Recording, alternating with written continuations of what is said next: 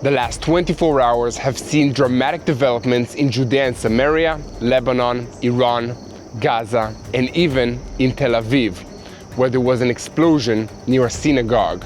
Hamas and the Islamic Jihad accepted joint responsibility for this terror attack, which involved an unusually large explosive charge of 8 kilograms. They added in their announcement that they intend to continue sending terrorists to attack Tel Aviv as long as the IDF continues operations against them.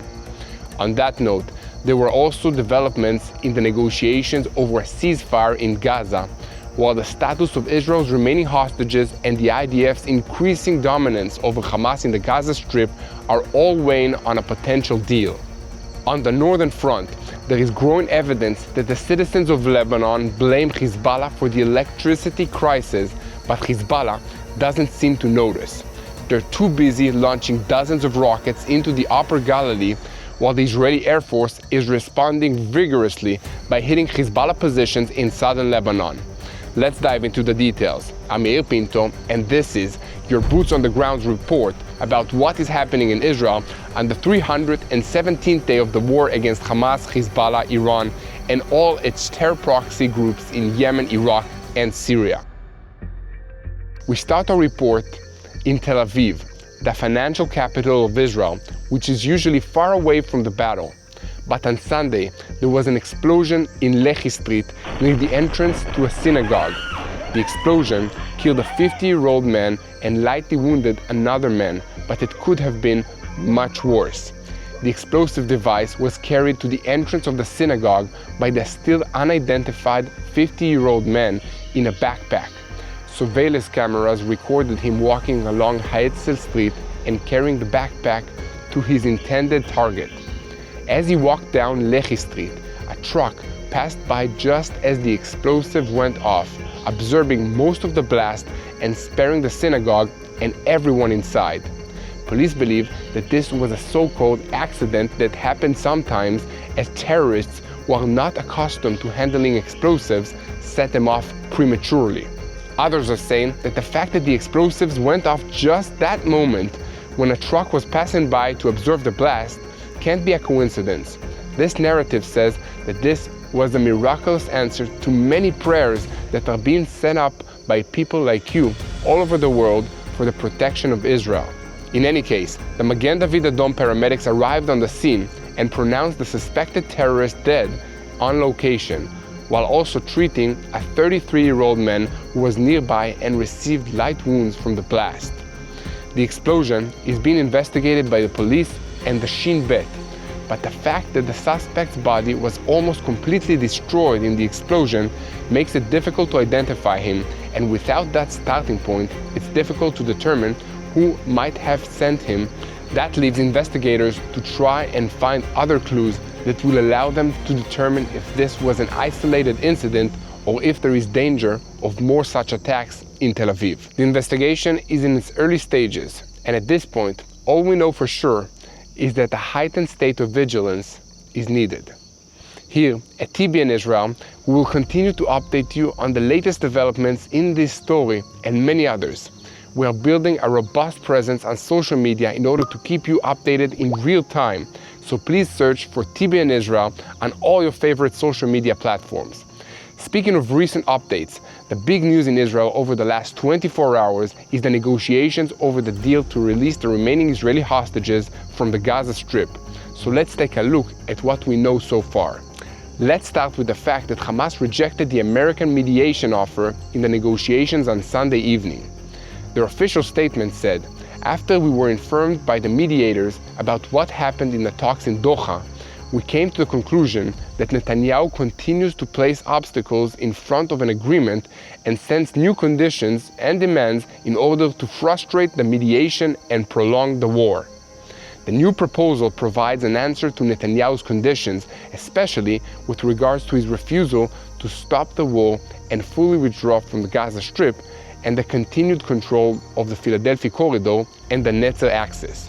The proposal sets new conditions regarding the prisoner exchange processes and withdraws from the previous clauses in a way that does not allow reaching an agreement." That's what Hamas had to say. But further details came from a source within Hamas, which told the Saudi Arabian news portal El Sharak that the American so-called bridging proposal was unacceptable to Hamas because it only called for a partial Israeli withdrawal from the Philadelphia corridor and also allowed for IDF troops to remain in the Gaza Strip. Also, the Gaza residents returning to the northern part of the Strip would have to be monitored to make sure there were no Hamas terrorists hiding among them, something Hamas apparently considers to be an unreasonable request. According to this source, the American proposal also includes the release of large numbers of Palestinian security prisoners held in Israeli jails in exchange for the Israeli hostage being held in the Gaza Strip by Hamas. A permanent ceasefire will be discussed in the second stage, and if Hamas does not agree to the Israeli demands, the Hamas source said that Hamas will continue to attack IDF troops and does not rule out further attacks on Israeli civilians. In any case, the American mediator will hold meetings with the Egyptian and Qatari sides in the coming days. At the moment, Hamas has rejected these proposals, but is waiting for the final text to be presented to it before announcing its final position. Netanyahu responded to Hamas during remarks in the Knesset, saying, "The pressure would be directed at Hamas and Sinwar, not at the Israeli government." During his opening remarks at the cabinet meeting on Sunday, he further explained that there are things we can be flexible about, and there are things we cannot be flexible about, and we insist on them. We know very well how to differentiate between the two. Therefore, alongside the great efforts we are making to return our hostages, we stand firm on the principles we have established, which are essential to Israel's security. To make a brief comment of my own, there is broad public support for a deal in Israel, but I think that's mostly because the general public does not know or understand the full impact of some of the conditions Hamas is setting. Most Israelis can probably live with their insistence on IDF withdrawals from the Philadelphia corridor and the Netzer axis, although there are many people who recognize that this would be a serious risk, giving Hamas an opportunity to rebuild itself and setting us up for another potential war in the near future. However, the point where I think support for the deal would really start to drop is if more Israelis read the list of terrorist murderers that Hamas is demanding to be released from Israeli jails in exchange for the remaining Israeli hostages. This issue has received little attention in the public discourse in Israel as the media has been focused elsewhere. While all these negotiations and the street demonstrations are going on regarding the possibility of a deal to release the hostages and bring about a ceasefire, the IDF continues the hard work of systematically dismantling Hamas infrastructure in the Gaza Strip. In the last 24 hours, the 401st Brigade of the Armored Corps and the Nahal Brigade completed a security sweep of the Tel El Sultan neighborhood in Rafah. This is the last neighborhood that the IDF entered as part of this campaign. Dozens of terror tunnels have been exposed in this neighborhood, as well as large quantities of weapons and ammunition that had been stored there to be used against Israelis and IDF troops. At the same time, the 98th Division is coordinating a combat effort in the Hamed neighborhood in Khan Yunis, as well as in Dir el-Balach. The forces are working to locate Hamas tunnels on the basis of intelligence provided to them by the Shin Bet, along with things following the investigation of recently arrested Hamas terrorists. The IDF estimates that the operations in the south of the Gaza Strip, alongside the activities in the Zaytun area by the forces of Division 252, increased the pressure on Hamas. Progress is being made in all of these areas, and one measure of progress is the number of Hamas terrorists who are emerging from the tunnels and seeking refuge in humanitarian safe zones set up inside the Gaza Strip. Once again, I will ask you to please take an active part in supporting the truth and help us continue to produce up-to-date and detailed quality content about what is happening in Israel. You can do this by sharing our videos on YouTube, subscribing to this YouTube channel, following us on social media, and donating to our cause at the link that you see on YouTube, or going to our website at www.tbn.org/Israel. Switching our focus now to the northern front. In order to understand the war with Hezbollah, we must understand the broader situation inside Lebanon. Yesterday's announcement by the Lebanese electric company about the interruption of electricity to the entire country due to the lack of fuel is a continuation of the long-standing crisis this country is suffering from the economic field in general and energy in particular. It is likely that in the coming days, as in the past, the electricity will be restored. Energy Minister Walid Fayyad stated last night that shipments of fuel should arrive in Lebanon on August 24, which will allow power plants to restore and continue operating for this time. However, even before the current crisis, the Lebanese electric company was able to supply electricity for only a few hours a day at the most to the entire country. In general, it can be said that the story of the Lebanese electric company is echoed throughout the entire economic and political structure of the country. A lack of competent management, which is made worse by sectarianism and corruption, eventually leads to the complete failure and the deepening of the crisis.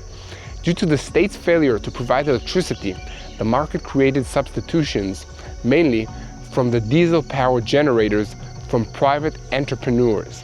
Solar panels have also begun to appear on the rooftops of buildings, but this project has not advanced so far. In any case, those who reap the benefits from the generator business are mainly people associated with Hezbollah, while in the southern villages, most of them are Shiites and also those close to the Shia Amal movement. In other words, most of the estimated $2.5 billion a year that is being made off the supply of these generators and the diesel fuel which powers them is flowing to Hezbollah in one way or another.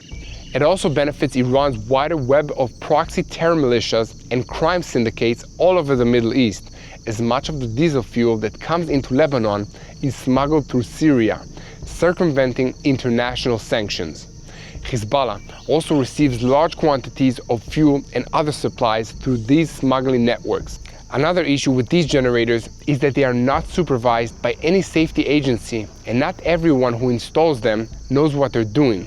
So there are many accidents and fires that result from improperly installed wiring.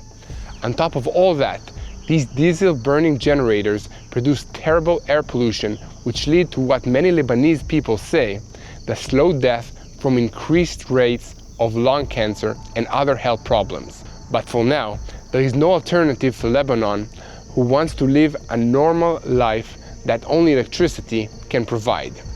This is one of the many ways in which Hezbollah is profiting off the suffering of the Lebanese people, without even mentioning the potential devastation of the country if it provokes a large-scale war against Israel.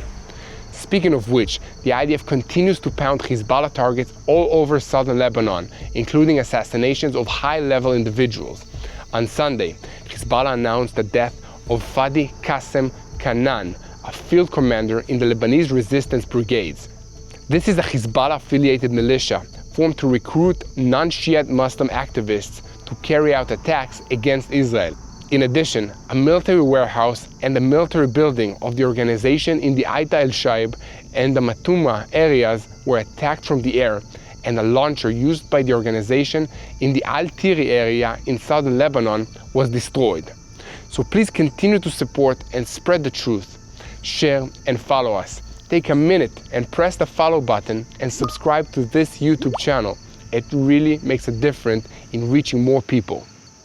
To conclude, I want to draw your attention to another terror base that Iran is building to try and attack Israel. And I'm not talking about Hamas, Palestinian Islamic Jihad, or even Hezbollah. I'm talking about the efforts that they are making to influence Israel's own Arab population, as well as the Palestinian population in Judea and Samaria. Iran has sent massive amounts of money and weapons to terror cells in Judea and Samaria. According to intelligence estimates, there are about 15 active terror battalions, with the most prominent of them in Jenin, Nur el-Shams, Tulkarem, and Balata refugee camps. The Palestinian Authority exercises very weak control in these cities, creating a space for terrorist groups and criminal gangs to thrive. Even Hamas has very little control over these gangs, but they do influence them as they copy Hamas tactics of using explosive devices and making crude rocket fire at Israeli communities and digging tunnels to hide in, move, and communicate.